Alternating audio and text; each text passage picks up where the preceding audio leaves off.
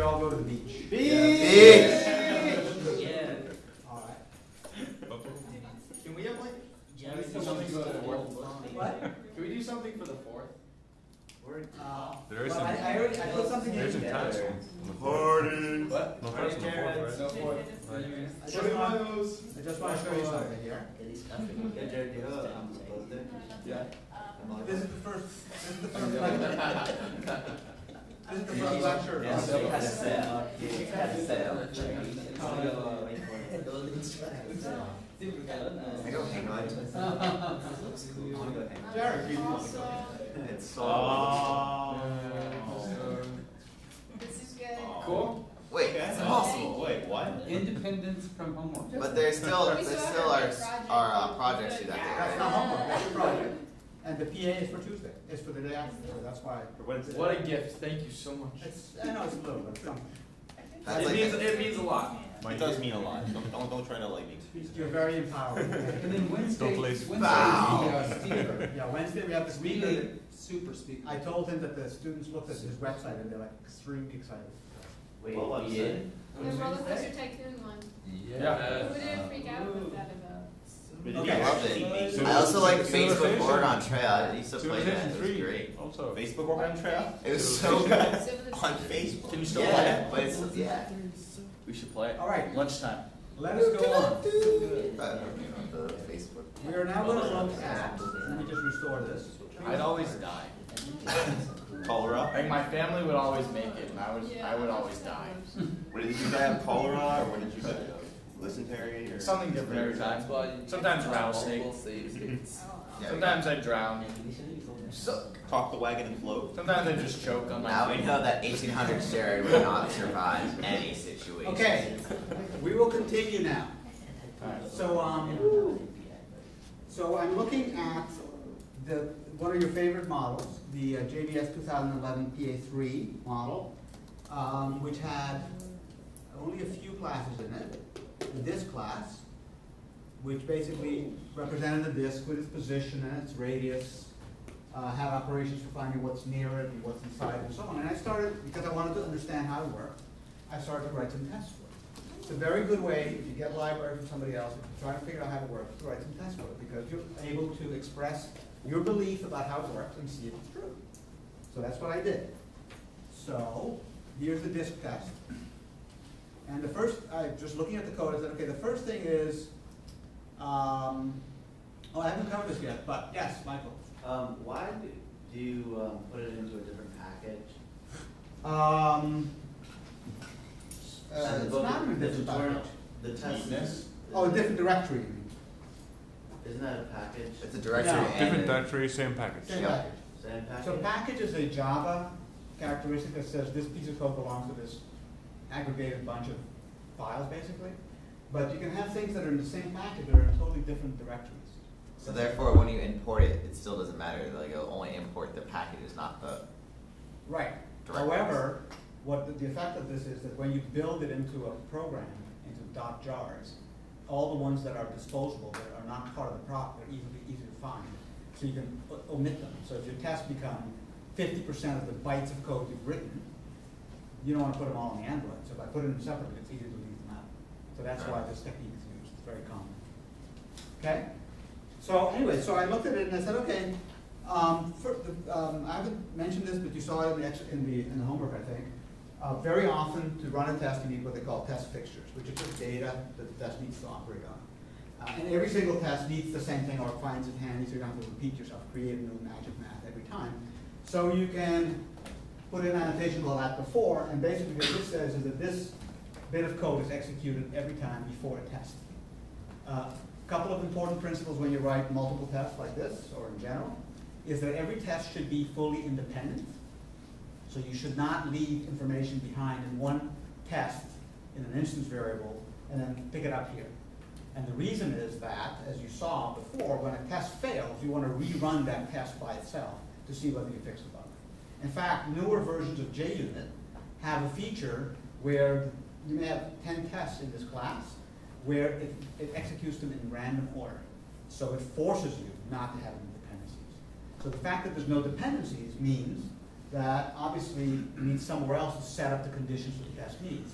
And in general, anytime you see a bit of code that occurs in more than one of the tests, it's a candidate for being turned into an app before. Similarly, there's an app after, which gets executed, much less often used. If your app before created some persistent resource like a file, it's good practice to delete it at the end. Okay, but this is more common. The app before is very, very common. So I create two artifacts here, two test fixtures. I put them in two instance variables, and you have to declare them outside of the app before, so they're part of the class disk a disk, a disk, I guess, and disk an origin disk. And a disk is a new disk with the center at 12, 12 and a radius of 3, and an origin disk is a disk at coordinate 0, 0 with a radius of 1. So it sort of spans the origin of the graph, of the game space. And the first thing I do is I say, oh, I see that there's a method in disk.java, I don't even know what it does yet, that checks whether a disk is static, and I notice that in the constructor static is set as false. So I write a test to make sure that in fact after I create a disk, it is set to false, the fact that it's static is false. If I wanted to be a little bit more complete, I would say also that origin disk dot is static is false. Right? Not a method. You make it Say what? false. Not a method. Is static is not a method. Oh, you're right, sorry, yeah. Okay, that's fine, that worked fine, I won't even run it. Then I said, okay, let's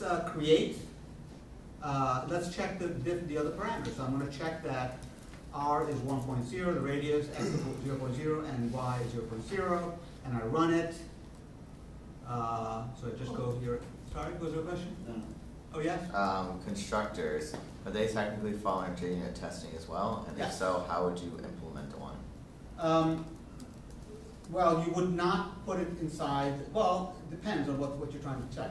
Right here, I'm kind of checking the constructor right here, because I'm saying I create origin disk up here, and I gave it these parameters, and I'm checking whether or not it is, in fact, has the value that I expect. So I'm actually testing the constructor here.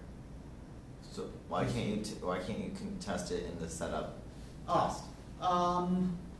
Well, because the setup would be called for every other test, so that the assertion would be executed whenever any other test is run. So the app before annotation allows you to set up like sort of like an imitation of your constructor. So when you go use it at the tests, you're going to be all set. Yeah, I mean, an easy way to say it is that if I didn't have this, I would have had this, and this, and this. Oh, so Over and over again. eliminates redundancy. Okay. Yeah, exactly. So that's all there is to it. And it's convenient because there's one place to look at where things get set up. And then finally I test the final thing, which is that 0.0 should be inside the origin disk. So I say assert equals true, origin disk inside 0.0.0.0. So this method, if we want to refer back to the method, in the original thing says, returns true if the point xy is within a disk. So since the disk is at origin 0, and it's at radius of 1, that means that the origin point is inside that disk. So I'm just trying to test that simple arithmetic. Right? Everybody good? Okay. So, to go back here. So basically, and here all I'm checking is the constructor, because I said, okay, I just told it to create origin disk at 0.0.0.0.1.0, and I'm just asking it, is the r 0.0 as I expected? Is the x and the y, actually the r is supposed to be, oh, sorry, I'm sorry. Let me explain this. I'm saying, is the origin disk r at 1.0? Yes. Is the origin disk x at 0.0, which is where it should be? And is the origin disk y at 0? Are you guys following as I'm reading these method calls, what I'm doing? I'm trying. No. Can you No? make Make it it bigger? bigger? Yeah. No, you're really helpful. Let's stop doing this for me, okay? Oh. Oh no! Wow. Restart everything. Okay. Okay. Whoa. So basically, I'm saying assert equals, what I'm asserting is that r is equal to 1.0, I'm asking whether the variable origin disk, which is set up here, its R instance variable is equal to 1.0. And this here is what do you call it? A variable that says how accurately I wanted to check. Because floating points are not totally accurate, so I may want to say 0.01 here or whatever. It just gives me a way to do a tolerance, basically, on the test. I couldn't find a way to do it without the tolerance, which I thought was annoying, but anyway. And so here I'm just checking just what I said here, 0.0001, and just make sure the constructor worked correctly. Very simple. And then finally here I'm testing the inside. I'm saying, okay, I'm expecting that if I ask origin disk, whether the point 0.0, 0, is inside of it, it should say yes. Everybody understand this? Yes? Give me a nod. Not a nod off, a nod. Okay? So if I run it, we think both these tests should pass. I sure think so. Test suites don't work in JUnit 4, right? Just what I'm running, JU4. No, but you're not doing a test suite, are you? Oh, I'm not doing test suites yet, and I can't believe Yeah, it. test suites don't work in 4. Is there an alternative technique? That's what the tutorial said. Okay. Yeah, and I tried to use it and it just like crapped out on me. Can you explain what a test suite is, Sarah? Well, no, because I never got to use it. Oh, who can explain what a test suite is? So a test suite was supposed to be you create a bunch of different test classes and put them all together in one suite, and you can run And you run the them suite. together. Okay. But That worked, and I was using JBS before. How'd that work? Are you sure you're using it? Because it said in the tutorial it doesn't work. It didn't work when I tried implementing it. Somebody Google really quick test unit 4, the test suites. Like the all tests, that was just. Want to change the font size of it, so you don't have to like zoom. No, it's hard to do. Isn't this the test? Oh, it's window preferences. I know that, but then what?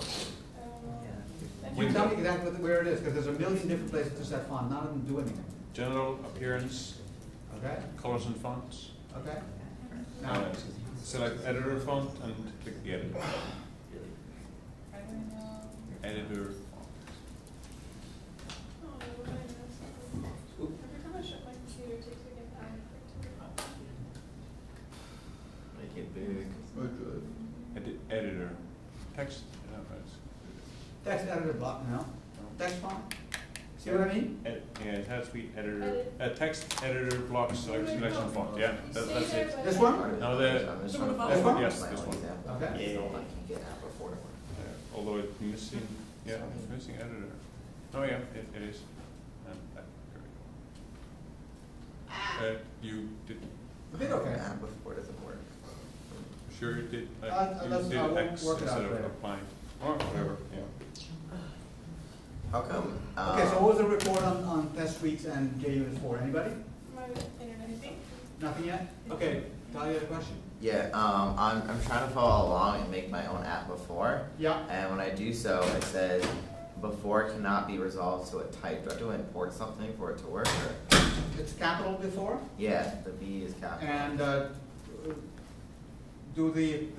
it have a suggestion when you? It says before cannot be resolved to a type.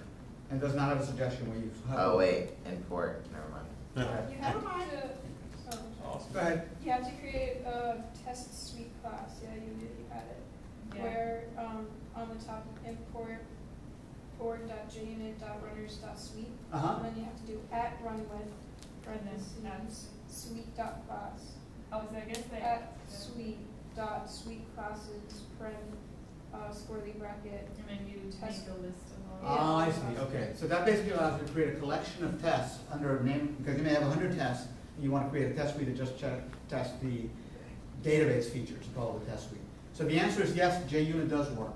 JUnit 4 does have test suites. It was just different than what. Just a little the different, right, product was. right. So that explains why I thought the tutorial was so bad. Yeah. Okay, so Yeah, because it didn't work when I did. let's try to run this and see whether we can figure out what's going on. So, oops, why did it go up there? I don't know. It's on this side, this side. I'm running. So test is static. Hello. Test is static works. And notice that I have it testing both the A disk and the origin disk, and they're both correctly being set to static. So in other words, there's an instance variable of the disk. That instance variable is returning true, which is what I expected, so that's good. But test basic properties is failing. Check this out. It says y expected to be 0, but was 1. Now let's go back and look at this. So this is the error, the thing that's failing. I'm testing origin disk dot y is here, origin disk dot y for being equal to 0. Up here, origin disk dot y is set to 0, and yet it says that it's 1. Do you see why that's surprising? Let me show you origin disk again. So basically, I have here the constructor for disk, and it takes 3 floats, and it sets x, y, and r based on x, y, and r. And so I would expect to see x, y, and r being 0, 0, and 1, because that's the parameters I'm giving. Right? What about that if statement? What about that if statement? Somebody, I've just seen if anybody was reading. If y is smaller than r, Yeah. which you have made, then y equals r. So What would you expect y to be? 1. Why the heck? Why is that code in there?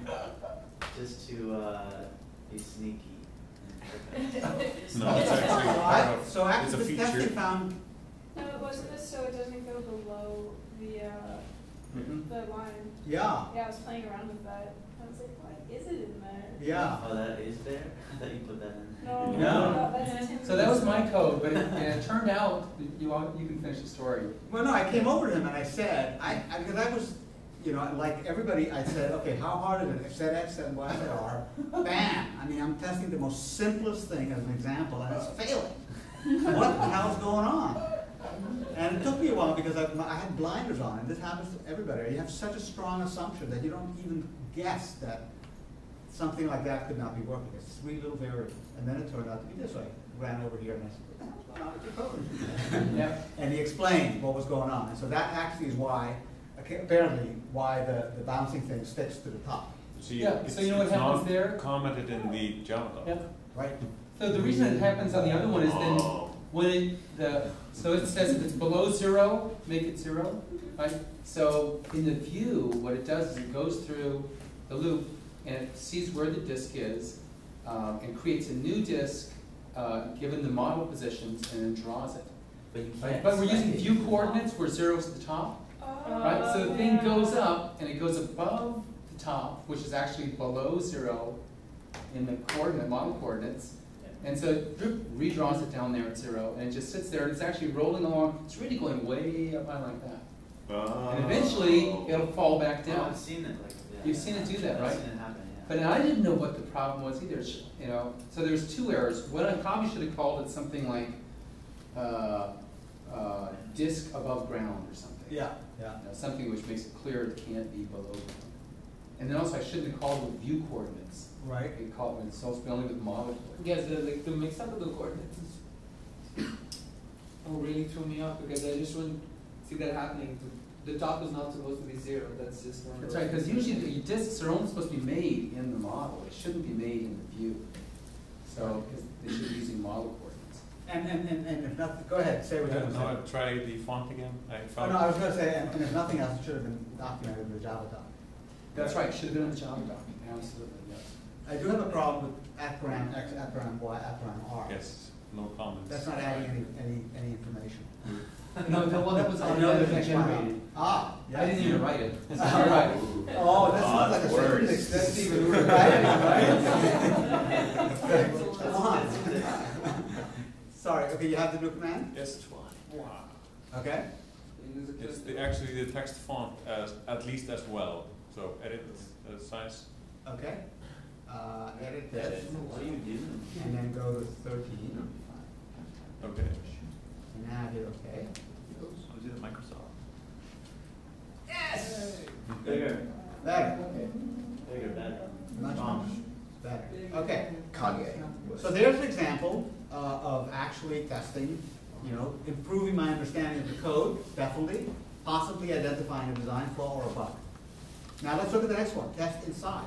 Now notice here, by the way, the little blue squares, that means that the test ran correctly, test unit believes that everything was properly, the syntax was correct. However, the result, the assertion failed. You'll get a red box here if there's something beyond an assertion failing, in which case it says, I can't even say if the assertion worked or not because something else went wrong. So these are just individual tests that are going wrong. So let's look at test inside real quick. And this one says, who can, Sahar, what does this particular assertion mean? Here, let me make it bigger. Yeah.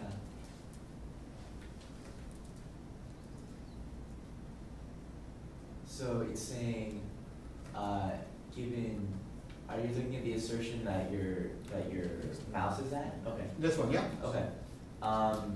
Given the origin disk, yeah. see if the position 0, 0 is anywhere inside the disk. Right. Which we would expect to be false. It's not inside it because if it starts off 0, 0 sort of in the corner, yeah, between like. But it gets cut. Yeah. So actually, so what happened? So we have this strange thing. I asked for 0, 0, but it said you can't have 0, 0. So instead it gave me 1, 1. 0, 1. 0, 1. Just pops up. Just so like this. And then the center is at 0, 1. Yeah. The center is at 0, 1. The center is at 0, 1. Well, you can use model coordinates. It should be modeled, you know. So this is what I got. Actually, this. No? Well, no, it's draw it. You draw it. It's your code. It's my code. Yes. The white. Right. So here's where you wanted it. Right. Right. But the y was less than the radius, which is 1, so it made the y 1. So it's this. Interesting. Okay. Okay. That's what we got. Now this test is asking. Is the point 0, 0 inside this new moved disk? And is it? Should it be? Oh well, apparently now it is. Well, it's exactly on the edge. Right. I don't know how it would technically, how it decides that. Yeah, I wonder too. I'm not sure either. Interesting. Well, according to JUnit, it's not. JUnit says that, where's the report?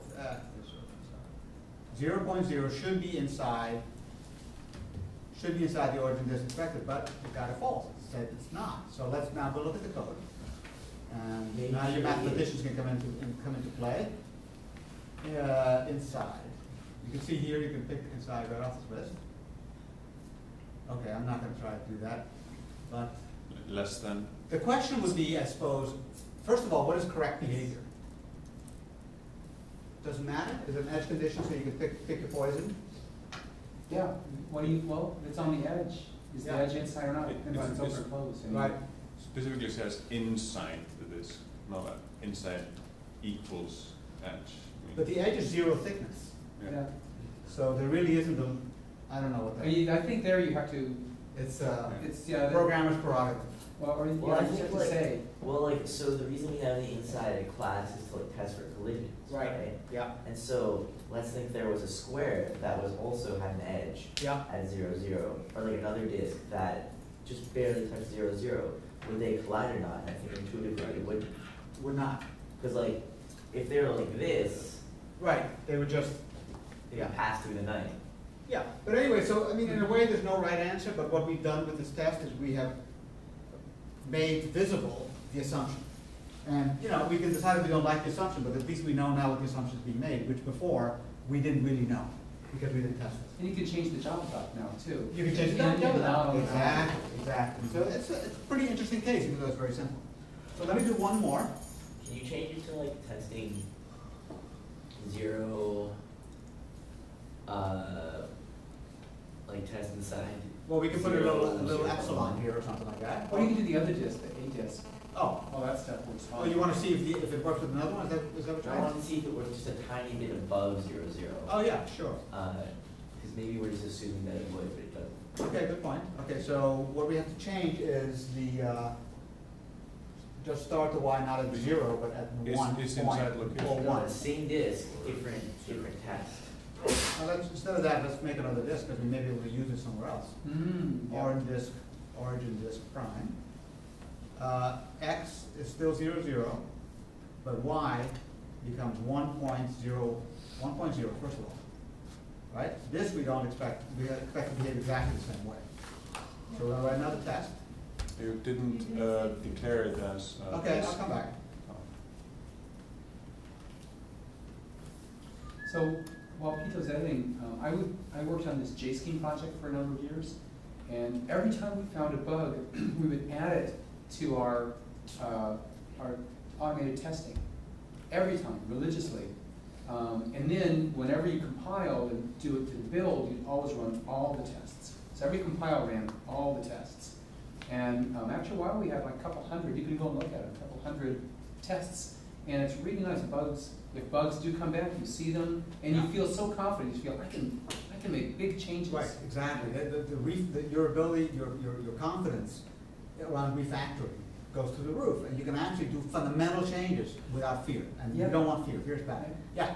When you get to the point when you have hundreds of tests, does it become like, could it ever slow down? Absolutely. The program a lot? Like, does it get to a point where it's too much? Well, it doesn't slow down the program, because remember, the program, it slows down the tests. But it's a legitimate question, a legitimate problem, rather. When you have teams where the methodology says that before you're allowed to push to origin, you need to run the test suite on your computer, get all green, otherwise you're not permitted to push to origin. Well, if that particular running of tests on your computer takes 20 minutes, big problem. So what people do, let me just quickly finish, is they have two collections of tests. One they call the smoke test. Plug it in until it blows up, or if it smokes, and that's designed to be short, runs in 1 minute or less. And then you have the full test. And the full test maybe runs on a cron job every hour or every night or something like that. And then when there's errors, instead of, you run a different test runner. We're running a kind of a test runner here which runs tests inside of Eclipse. There's a different test runner which, instead of reporting things red-green, sends an email. Asks Git who's the programmer, what is their email, grabs it, takes the error message, emails it to the programmer. And when you come in the morning, you get an email from the test runner saying, hey, all your tests are green or these failed. Yeah? Going back to just the methods, is it possible to do testing on return methods or no? On return values? Yeah. Absolutely, sure. How? Because if I was returning int, if I do public int test get int, then when I try to run it, it says initialization error must be type void. I mean, it should be void. No. The way you test int is that you assert equals a return value. You assert equals. Assert. Okay. This thing here. I mean, here I am testing. I'm testing a return value right here. Right? Origin disk that inside is returning true or false. And the compiler tests for the type. Compiler will test if you have a type error. But it doesn't have to be a Boolean. It could be. It could be anything, right? I mean, this could be. It doesn't have to be Boolean. It could be anything. I mean, over here, origin disk.r is an instance variable, but there's no. I can test anything because basically that says whatever this expression returns, whatever it returns, that return should be equal to this. I bet you get a compiler error though if you just put something else in. Right? Yeah, it's checking. If you look at it, there's a whole bunch of methods with the same name with different parameter types. They're overridden method names. And so it's looking for the right one. That's how I knew that I needed the 0.0f thing here, which is the delta. Because if I remove it, I get, who can guess what this little strange thing that just happened means? I was struggling with that last night. Okay. I would love to find that out. Yeah. Okay. What it means, okay, if you hover over it, then you get some help. Let me make this thing bigger again. Whoa. Oh, that's so nice. Happiness. If I hover over it, look what it says. Oh, except it's not so big you can't see it. Depreciation? Deprecated. What is that? Deprecated means it's a method that will still work, but we don't want you to use it anymore, and in the next release it will no longer work. So it's kind of an in-between. It's a warning, don't do this. But it gives you a chance, instead of just blowing up your app, it still works, but it complains. That's what deprecated means. So they're saying, do not use this. See now, Todd, look, if there's different assert equals. This one is expecting double and double. The old one, that's the one that's been deprecated. The one that's not deprecated has a third parameter, 0.0f. And if we hover over it, now you see the little thing went away. And we hover over this, it's Sorry, what is, I still don't understand what is. What deprecated means? Yeah. Okay, imagine you had a method that took 3 parameters, and you decided that was bad design. Yep. You really had an idea of a better way to do it with only 2 parameters. You could just change it, right? But if you changed it and you have other people using your code, like an open source library or something like that, then their programs would all break, and they complain. So you want to somehow tell them, this method is no longer the preferred way of doing things, this is the preferred way of doing it, but you want to tell them that without causing all their apps to stop working. So you deprecate it, and suddenly they're going to have all these messages in their code, and there's tools, for example, that would make a report of all the places in your source code. You know, if you have hundreds of files where you're using deprecated things, and there's all kinds of ways to find them. But you're getting a sort of a permission slip to use it one more release. So, and to deprecate a method, by the way, I believe all you do is one of these annotations that says deprecated. And that tells the compiler this is not deprecated, and everybody will know when they try to use it, they get it crossed out. Yeah? So you have to, for testing purposes, you have to open up your fields? What do you mean? Because you have origin disk.r. Isn't .r a field that's yeah, supposed to be open? this was public because that's the way you wrote it. But I would have made that private and having a get. Yeah. But anyway, but that's how you write it. You could have a getx just as well. It would work just as well, and just as legitimately. Yeah. So say I was testing, and I originally had my method, and it took certain parameters. Yeah. And I was testing, and I had an assert equals with the same parameters. Yeah. And I said, oh no, that's the wrong way to do it. And I went and I changed my method, and I changed my assert equals. Yeah. It's still going to have that line because I haven't accepted the changes. No, that's not, the line will come, all you got to do, the third step you would do when you did that is you would just go, let's say that he decides that this inside thing is really bad. I'm guessing that this is what he's doing. Yeah, let's see if that works. Probably, yeah, yeah. Boom. Now this method is deprecated, so if I go back here, if I'm as clever Probably as I believe I am. outside the method. Pardon? It's not outside the method? It's I was just getting, let's first find where the inside is. No, that didn't do it, so let's put it outside. Maybe it's just, I guess it's a preamble to it, something like that. Now I go here, and there it is, boom. See? So it still works. I didn't change the code at all, but I'm telling the programmer don't do this because it's so not even good. with the line, it still works. It works, It's yeah, just, absolutely. It's just a strong reminder. Cool. Bad idea. And it'll always work with that version of Java and that version of Eclipse. But if you just can't update the next version of Java, it will break. Okay. Now the interesting thing is, so now, and so you would, let's say you wrote a different one, a second inside that took a third parameter, which was the epsilon, the margin of error, third parameter. Now he would put it right next to it, and one would have 2 parameters, one would have 3 parameters. They both would work, but anybody who used the one with 2 parameters would get this through it. Okay. Okay? By the way, I won't go there. No. That's a good idea to do that. What? The tolerance. Yeah, I know. Then you would totally avoid that problem. Yeah, exactly, yes. Okay, so let me go to the third example I wanted to show you. I have a question. Yes, sure. So you talked about how you should be like not afraid of refactoring. Yeah. Because you have so many tests Yeah. in the end. But when you refactor, don't you have to restructure all your tests? No, because, well, yes and no. By one definition of refactoring, it's incomplete. It's changes in the code which do not break the tests. Okay.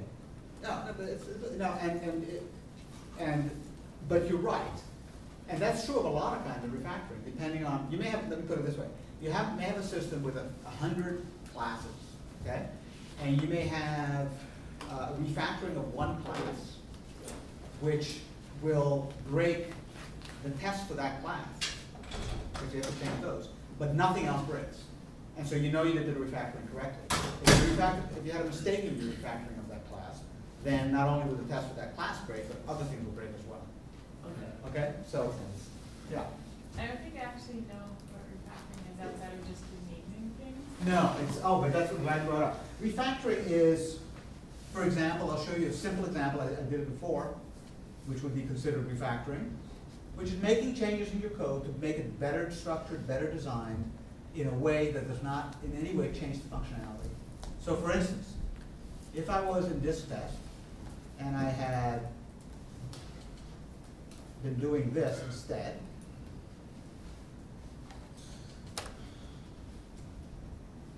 if you gave me some homework that looked like this, I would send it back saying, Yuya, you're repeating yourself all over the place.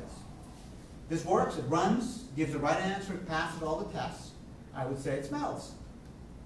Because you're not dry, D-R-Y, don't repeat yourself. I would say, please refactor it. And you would go, okay, cut and paste, and the code would be exactly the same, it would do the same, it would still pass the test, but you would have refactored. So refactoring is making changes to the code to make it better designed, better, more reliable, easier to maintain in a way that does not change its behavior. Yes? So we just, Michael and I refactored one of his view methods where there was a draw thing, and we just took out, it was huge, like that big. And we took out one section, draw background, another one, draw giraffe, another one, draw entities. Right. So 3 procedures. It was exactly the same code, just cutting and pasting it. But it was so much easier to read. You read and go, well, I know what that does. And the first one, when you first saw it, now each of these little methods can be tested. Yes, right. Individually. And then you'll know, once you know that they work, you'll never touch them again. Yeah? Just going back to the entire return thing. Yeah. So if let's pretend that the method I'm testing is like return int. Yeah. But when I do assert equals, I don't have my fields public. There's no way I can test. You can't test it if it's private. You have to make it with a get value or a put value. Otherwise, if I do a get, that's sort of pointless because I'm testing it in itself. If I do get int and then I do like, oh yeah, happy bottle dot get int, that's what I'm testing. No, because you're testing the value, you expect that variable that's inside of the happy bottle. You're also testing that. Because int is the get int is just returning that instance variable, but the thing you're testing is whether the instance variable has the expected value. I understand. Okay. All right. I'm going to jump to a couple of things that I want to show you that there's a lot more that I wanted to cover, but that's no problem. So let me show you. We were talking about refactoring. So let me just show you a couple of power tricks with refactoring. So I've got this game of life model here. And it's this big bit of code that I got on the web from this company, this guy called Bitstorm. And what I wanted to show you was that to understand this code, I actually started writing tests for it. So I wrote cell test, and I wrote game of life grid test. And by doing this, I wasn't testing it. I mean, I guess I was testing it, but more importantly, I was expressing assumptions that I had about the way the thing would work. And then when the test passed, I would say, okay, I guess I got that right. And so if I run these tests, I get here. In fact, this one, the test next, I didn't quite understand how the next thing works. So I'm doing this, I'm trying to understand it, and I'm not quite getting it. So I can go dig into the dot neighbor instance variable and understand what's wrong. However, what I want, the fun thing I wanted to show you was refactoring commands in Eclipse. Now the most common one, the most useful one in a way is renaming. You know when I change this method, this class name, I have to change the file name, I have to change everybody who refers to that thing. Yeah. That's a refactoring. Yeah, renaming is a refactoring because the name was not expressive, it was not descriptive. I want to refactor it by changing the name. Yes. No more questions about that int though. You're gonna really hate me because it is about that, because now I have it and it says that it's a deprecated value. It's like a deprecated method, and I'm simply just saying, okay, object.getInt, comma, the value I want. So if you refer back to the method you call and you assert equals, you will see that the flavor of assert equals you're calling is deprecated. But then it tells me my suggestion I should make is something called a delta. Well, it's not perfect in suggestions. I'll help you as soon as I'm done, okay? So look, check this out, refactor. Look at all these refactorings that are built into the product, okay? Very cool, but I'll start with the most obvious and the most powerful one, rename. I want to call this Game of Life Bitstorm. Spelled storm wrong. Doesn't matter. Okay, doesn't matter. Enter. And it renamed it. It renamed the file, and any references to it would have been, but more impressive would be if I renamed cell. So I'm going to go over here, I'm going to refactor this code, I better remember not to save it. And I'm going to call it life cell. Pardon? Cell. Okay, enter. And not only did it change this to become life cell, but if I go into the cell test, it's now doing new life cell. right? So Okay. disk, I could do raised disk. Yes, Instead and of so just disk. refactoring, the refactoring command, that's the, I think, the most commonly useful, very obvious. There's a lot more fancy ones that you can use at your leisure. What you just did with Michael, or it was Michael, this would have worked perfectly. You would grab those lines and say, convert to method somewhere. Push up, I think it's push up. It will just grab it and let's try it for fun. Let's say this one, you know, it's a random. Refactor, push up. No. Just Pardon? Sorry? down. Just try the other one? Before you did push down, Oh, I did push down? Okay. pull up. Hold on. No. Introduce your direction. No, it's let me just go slowly. Extract method. Duh. Okay. Want to call it my method. I want to make it private. I want to replace the additional occurrences of those statements. Notice that this statement occurs elsewhere. Replace those as well. This name is discouraged. According to convention, names method should be started with a lowercase letter. That's a very good point. My method. And I'm going to hit OK. I'm going to hit preview first. It's going to show me what it's going to do, before and after, with a more or less illegible screen, but let me just pull it out. I can't even read it. But there's the original source. It's changing it here, changing it there. If I like those changes, or some of them I don't like, let's say I like them all, I hit OK. And it goes through, and now it's created the new my method, which returns D, assigns life cell, and it calls my method here, my method here, my method here. Cool. So in one shot, it created a method out of that one line and found everywhere that line occurred and turned it. In fact, this is not a, with work, this could be a good refactor. So that's another one that's very useful. And it's of course useful not when your piece of code is used only once, but if you discover that you're repeating yourself and you have the same 5 lines in 3 different places in different .java files, it'll fix it for you. So refactoring goes totally hand in hand with automated testing. So it's the red, green refactor cycle. So that's why this stuff is important. Okay? Let me just fly through this. I know it's 12. There's a bunch of good rules of thumb here, which we did not get to, but I recommend taking a look at it because there's some good stuff in there. But basically, the most important thing is I hope that I convinced you somewhat to experiment with testing because it will save you a ton of time and make for more robust code. And by the time you want to release your stuff onto the Android market, and you're going to have users sending you hate mail because the thing is crashing and erasing their Android and wiping out their email, right? Then you will say, I wish I had tested better. And you will get those emails. Okay? All right. Thanks.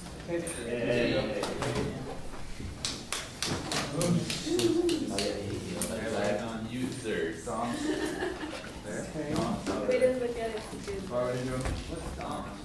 Wait, I figured it out. Good. Delta just meant like, let's pretend your value is